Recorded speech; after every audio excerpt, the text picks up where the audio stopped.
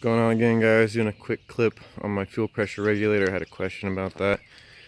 Got it mounted up on the side here after my wire tuck fits in nicely, and I only have one side feeding the rail, just this side right here.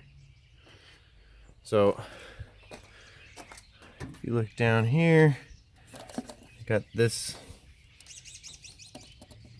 line coming up from the fuel tank, the feed line, and that's coming from, I believe that comes from the J pipe, which is located right here.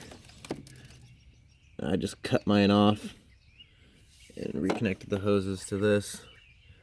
So that's my feed line going up to the bottom of the regulator, and then that comes out here to the fuel rail, then out the back of the fuel rail, returning back to the fuel tank.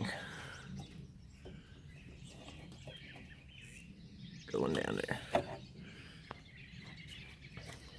That's how I ran my fuel pressure regulator. I hope it helps.